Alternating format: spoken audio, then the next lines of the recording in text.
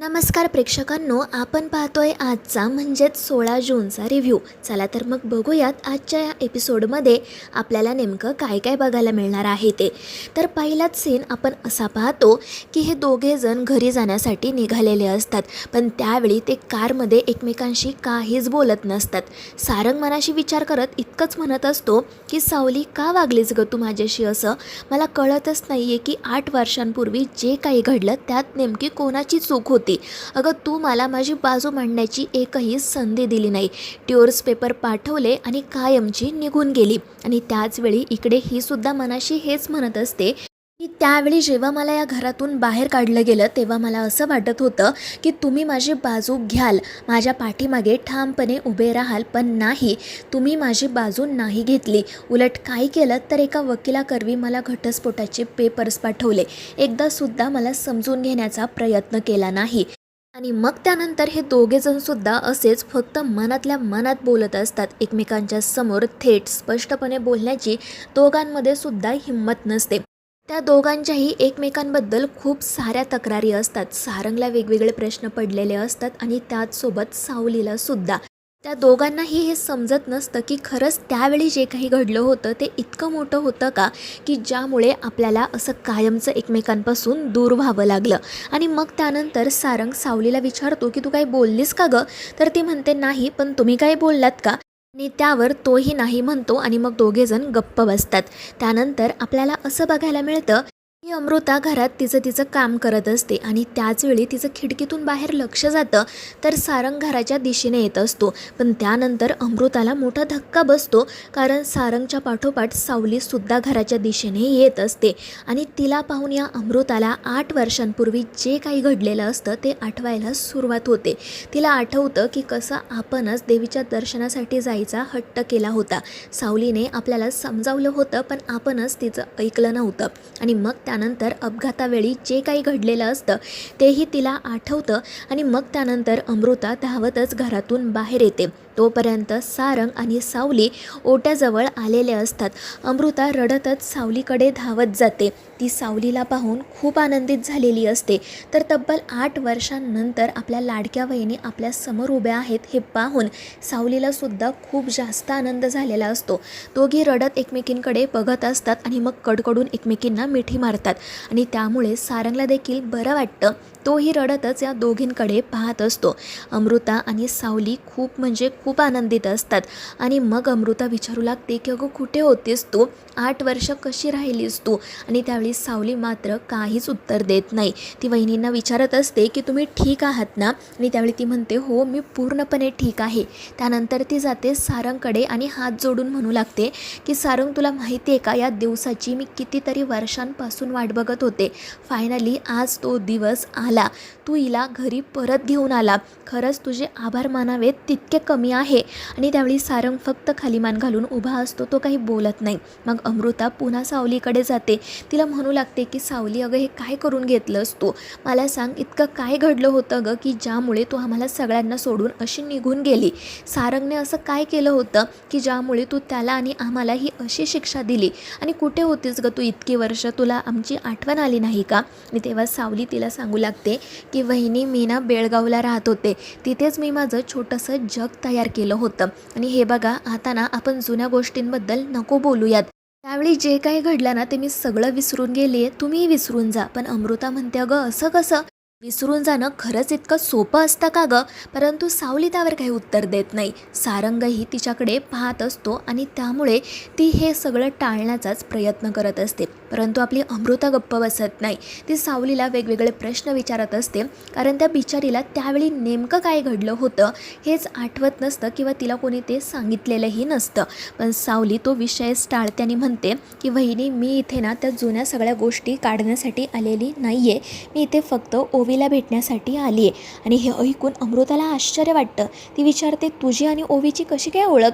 आणि मग त्यानंतर सारंग अमृताला सांगतो की वहिनी, तू मला विचारत होतीस ना की तू ओवीचा गाण्याचा क्लास का बंद केला? तर त्या पाठीमागे हेच कारण होतं. कारण ओवीला शिकवणारी तिची टीचर दुसरी तिसरी कोणीही नसून सावली आहे. आणि ते ऐकून अमृताचा आनंद अगदी गगनात मावेनासा होतो. ती सावलीला म्हणते की सावली, तुला माहिती आहे का, मी ओवीला त्या गुरुकुलमध्ये सोडण्यासाठी दररोज तिथे येत होते. पण मी गेटवरच थांबत होते. ओवी मला कित्येकदा म्हणाली की काकू चल ना गं आतमध्ये माझ्या टीचरला भेट. पण मी म्हटलं की नको गं, आत्ता नको, नंतर कधीतरी. पण आता असं वाटते की मी तेव्हाच आतमध्ये आले असते ना, तर तुझी आणि माझी खूप आधी भेट झाली असती. आणि मग ती पुढे असंही म्हणते की ओवी ना खरंच खूप सुंदर गाणं गाते.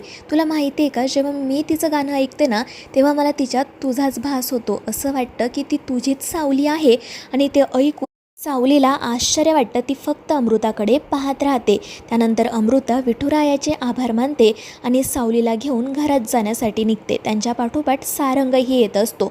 आणि जेव्हा मग सावली उंबरठ्याजवळ येते तेव्हा तिला ते घर पाहून खूप बरं वाटतं.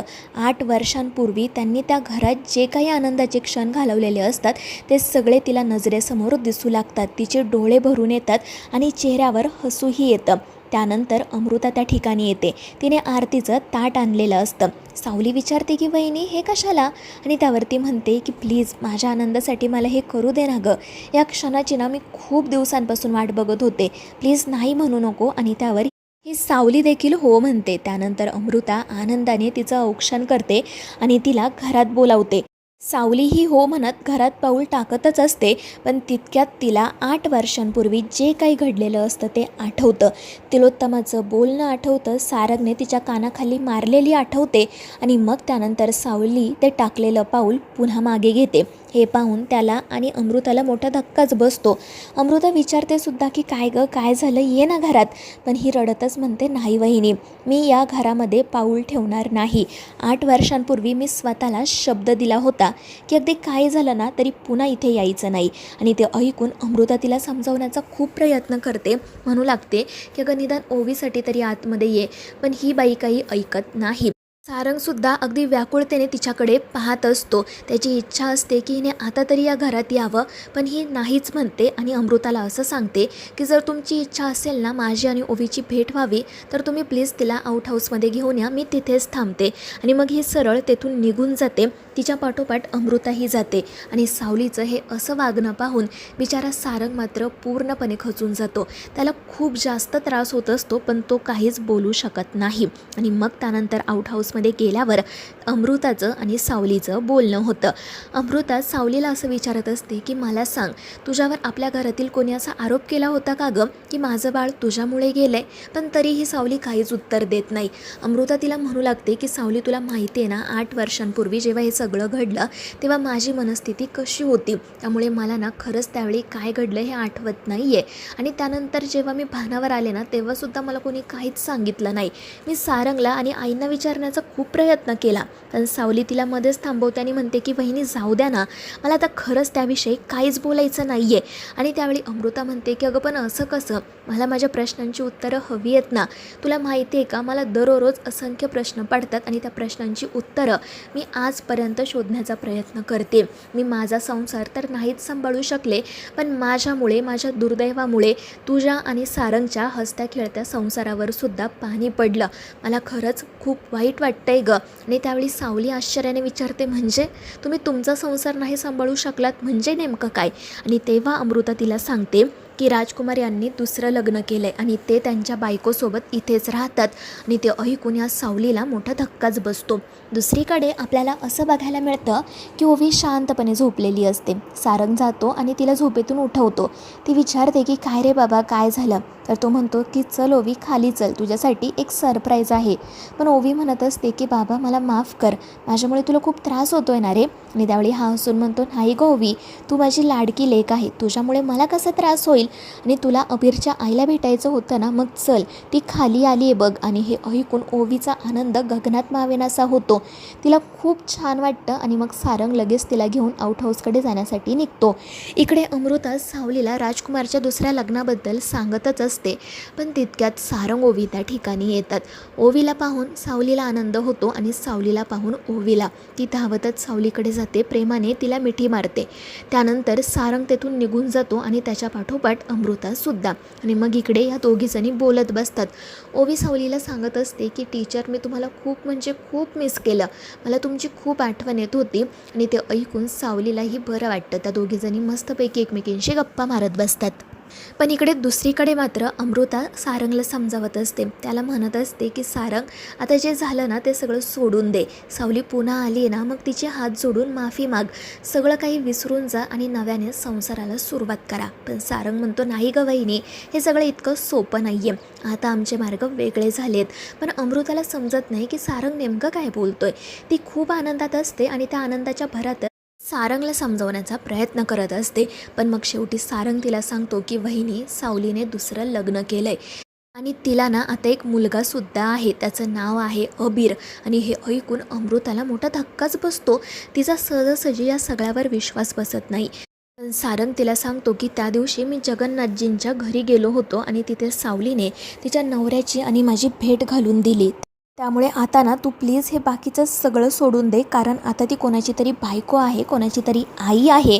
ती आपली सावली राहिलेली नाही. आणि ते ऐकून अमृतालाही खूप वाईट वाटतं. दुसरीकडे ओवी हिच्याशी गप्पा मारत बसलेली असते. तिला म्हणत असते की टीचर, तुम्हाला माहिती आहे का, त्या दिवशी ना बाबा दारू पिऊन घरी आला होता.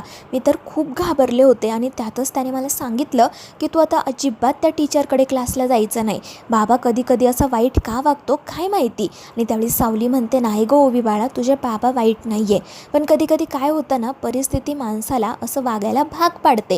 आणि त्यावेळी सारंग तिथे येतो आणि सावलीचं हे सगळं बोलणं ऐकतो. सावली प्रेमाने मायेने ओवीला समजावत असते आणि त्यामुळे सारंगचे डोळे भरून येतात. आणि मग त्यानंतर ओवी सावलीला म्हणू लागते की टीचर प्लीज तुम्हीच बाबाला समजावा ना, मला तुमच्याकडेच गाणं शिकायचं आहे, गुरुकुलमध्येच परत यायचं आहे. आणि त्यावेळी सावली म्हणते की मला सांग, तुझा बाबा घरात सगळ्यात जास्त कोणाचं ऐकतो, तो कोणाच्या शब्दाबाहेर जात नाही. आपण ना त्याच व्यक्तीला त्यांना समजवायला सांगू. आणि त्यामुळे ओवी विचारात पडते की बाबा घरात नेमकं ऐकतो तरी कोणाचं. तर मित्रांनो, आता या मालिकेच्या पुढील भागांमध्ये नेमकं काय काय घडणार आहे, सावलीमधील आणि सारंगमधील गैरसमज कधी दूर होणार आहेत, हे पाहणं रंजक ठरणार आहे. या मालिकेच्या पुढील भागांच्या अपडेट्ससाठी आपल्या चॅनेलला सबस्क्राईब करा.